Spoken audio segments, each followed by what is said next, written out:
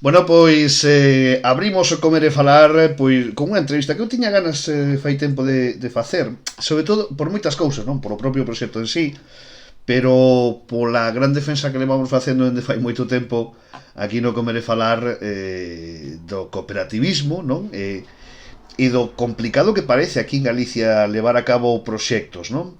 Pero hai demostracións de que sí se pode e se pode facer ademais moi ben. Ese é o caso da cooperativa A Carqueixa, nesas terras dos Ancares. Aí está o noso invitado, neste caso, Román Sánchez, que é o xerente de A Carqueixa. Román, como estamos? Pois moi ben. Decía eu que para min é un exemplo maravilloso, non? Do que é facer bo cooperativismo, non? Do que é facer que as cousas sexan posibles en lugares onde ademais, como a terra dos Ancares, se necesita conseguir que a xente se quede ali, non? Que o rural siga vivo en todos os aspectos. E iso un pouco é o que consigue a Carqueixa, non? Sí, foi co obxectivo que naceu xa no ano 1994, que era eliminar intermediarios tanto para a compra como para a venda, e foi o motivo do seu éxito nos primeiros anos, porque realmente foi un cambio moi importante para que moita xente nova se quedara no seu día, e despois na actualidade pois seguimos, damos un paso máis adiante co tema da venda directa de comida elaborada, que empezamos no ano 2019, pero a venda directa primeiro da carne, que empezamos no ano 2019, e agora neste ano ca venda directa da comida elaborada. Está claro que, Román, é complicado, pero pódese conseguir, non?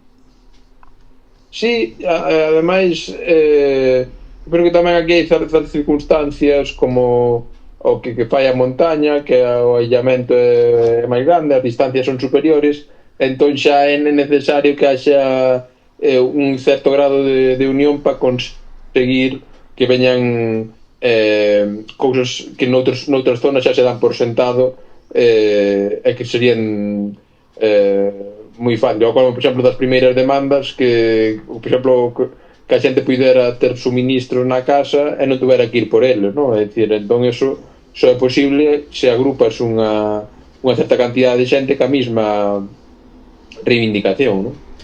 Román, precisamente quero ir un momento ao principio, non? Porque unha das dificultades que eu vexo que pasa en moitos puntos, non sei se este é o caso, sen dúbida, vale? Pero é conseguir convencer a xente de que isto é bo, non? Poñer de acordo a xente creo que é o máis complexo. Non sei se neste caso foi así, se cando naceu a iniciativa uniuse pouca xente. Como foi ese proceso? Porque eu o pregunto basicamente, Román, porque levo moito tempo precisamente creendo que hai que facer as cousas así para conseguir precisamente que lugares como os Ancares pues, se manteñan vivos nese aspecto, non? Eu o digo moitas veces tamén que creo que debería de pasar algo similar no Caurel, ca Castaña, por exemplo, ou cousas así, non? Como é ese proceso inicial? Porque non é fácil, non? Iniciar, convencer a xente, facerlle entender o valor que ten o de facer unha cooperativa, como é eso? Sí, pues ao principio veu dado a través dunhos cursos que conseguira o Centro de Solvemento Rural Ancares, bueno, principalmente para facer pastos e para cuestións relacionadas co turismo na zona de Piornedo e demais, e con distinta xente do territorio. E despois, a verdade que a xente quedou moi contenta, tanto do que é a experiencia do curso en sí, como da convivencia cos demais axentes, e foron esas 30 primeiras persoas que decidiron, oye, pois temos que intentar mellorar as circunstancias nas que vivimos, e isto pasa por unirse. E despois a cooperativa medrou moi rápido porque o comezo, o cambio foi moi grande, non? Entón eu penso que aí cando hai ese diferencial a xente o éxito únese rápido. Seguramente noutros momentos que a cooperativa pasou momentos máis delicados, é onde se ven realmente os socios os que creen realmente no proxecto. Entón pois sí que hai que ter en conta que o cooperativismo en sí mismo é un ben, non? Porque se miramos a outros países da Unión Europea, o cooperativismo agrario que nace, por exemplo, en Dinamarca, en todos esos países no sector primario prácticamente só hai cooperativas, e iso é porque lóxicamente son os gandeiros e as gandeiras que se quedan cos marxes de ir aforrando intermediarios, e non hai máis volta que darle, non? Mirar a que non están facendo ben, aqueles sitios onde realmente son referenciais, e intentar imitalos. Hai datos que me parecen fantásticos, Román, para que sirva, insisto, como exemplo, non? Máis de 200 familias forman parte desta cooperativa, non? Sí, 215 familias na zona de Ancares, en Fonsagrada, bueno, basicamente o núcleo está nos concellos de Cervantes e Navia de Suarna, pero tamén hai socios en Becerreá, nas Nogais, en Fonsagrada, como dicía anteriormente. Estamos dedicados ao Tenreira Galega Suprema, que son xatos que están cas máis ata os 10 meses, a diferencia que maman ata polo menos os 7 meses, e a carne, pois hai un diferencial moi grande ca que ven de cebadeiro, non? É dicir, o leite é un diferencial, é dicir, notase, non? Eu ainda me dicía aquí unha aboa que da aboa da miña moza, que o leite notábase na carne como unto no caldo, pois algo deso hai. Claro, é maravilloso, non? Ademais, sí, eso, traballando en potenciar un produto de calidade, un produto con precisamente esas características que ti falas, que se crían onde se crían, non? Eso é unha posta en valor enorme, porque fíxate ti, que é tremendamente interesante. Me falabas fai un momentiño de que traballabades tamén produto de quinta gama. Que importante, dende a perspectiva de ter unha cooperativa, non? O de que ti manexas o produto e ti o transformas e a partir de aí o comercializas, non? Cousa que moitas veces nos pasa, que vendemos o produto mal vendido e logo compramos transformado 5 veces máis, non? Que gran diferencia hai solamente con isto. Sí, ese é o exemplo de... escuitaba yo fai unha semana e media a Marelante, que é unha cooperativa tamén na zona de Manzaneda, que tamén son absolutamente exemplares. Ele falaba ali todo do tema do saco de patacas, non? Por canto que o negocio onde está, en quen vende as patacas xa cociñadas, ou aínda moito máis o que vende a pataca xa frita, non? É dicir, patacas fritas que en bolsas que compramos en 125 gramos e que acaban salindo máis cara co kilo de pataca. Claro. É unha cousa tan sinxela como eso, non? Entón eu penso que claro, todos sabemos o que hai que facer, o carallo é facelo, non? Sí, a verdade é que sí. Pero estarás conmigo de acordo, Romántic, que ademais coñeces ben seguramente todo isto. O difícil primeiro que é facer ver os galegos, os veciños, os que teñen o produto, que é mellor facer as cousas así, non? Que esperar que... A ver, eu poño o exemplo da castaña do Caurel, non? Porque ao final ali hai soutos que están prácticamente sin limpar, hai soutos nos que xa non se recolle a castaña porque os paisanos son maiores e non teñen que lla recolla, hai quenes a recollen pero venden o que lles veña a buscar por ali venden ya mal vendida, non? E é difícil facerlles ver que hai formas de conseguir que eso dé máis beneficio e que se podan facer mellor as cousas e manter mellor os outros, non? Dá má sensación de que é moi difícil, que o galego somos desconfiado por natureza, que non entendemos onde está o ben común, non? Sí, eu en cambio aí tamén penso que hai moita desconfianza porque houve moita xente que se aproveitou. Claro, sí. Pero sí que creo que sí que hai distintas iniciativas en distintas zonas coñece máis a zona da montaña, pero iniciativas absolutamente pioneiras tanto na zona de Fonsagrada como na zona de Courel, como no que falábamos de Manzaneda ou Ancares, que sí que teñen unha perspectiva grande do ben común e do cooperativismo ou do asociacionismo, que ao final son derivadas todas dese sentido comunitario que está arraigado, estuvo históricamente tamén no rural de Galicia. Bueno, por exemplo, Ramón Villares sempre dice que, sí, a pesar de que teñamos fama de ser moi egoístas, os galegos na aldea dos anos 40, 50, 60 e 70 a comunidade era todo, quer decir, a comunidade dependía da comunidade para todas as tarefas agrarias e desde logo a comunidade era esencial en todas as festas, non?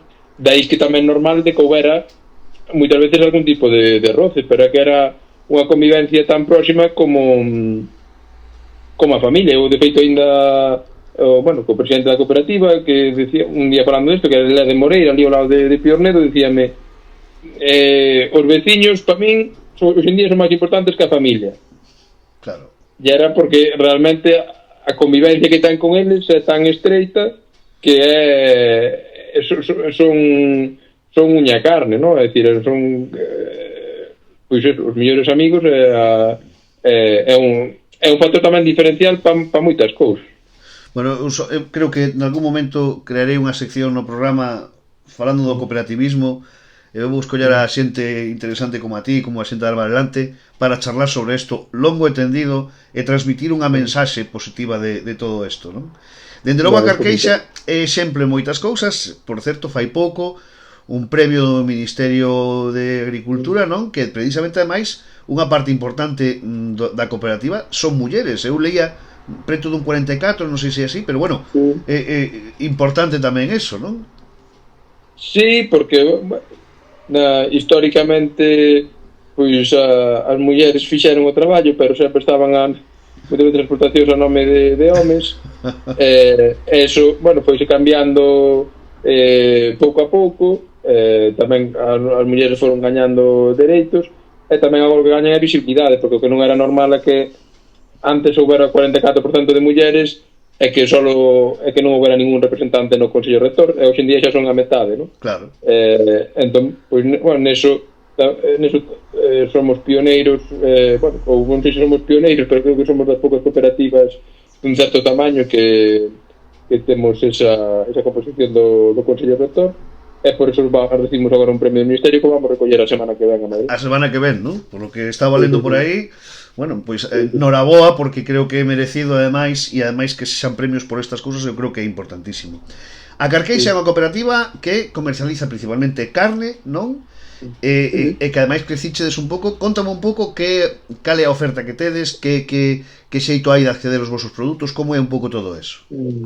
Sí, nos comezamos no ano 19 cunha páxina web moi sinceriña, que seguimos hoxe en día con ela, que chama osabordosancares.com. Nesa páxina web vendíamos 2 lotes pechados de 5 e 10 kilos, porque o gran perigo que tiñamos, o gran problema e o gran perigo que tes ca carne é cando está madurado demais, porque acabase pasando e non tes forma de rentabilizar. Entón, por iso era os lotes pechados.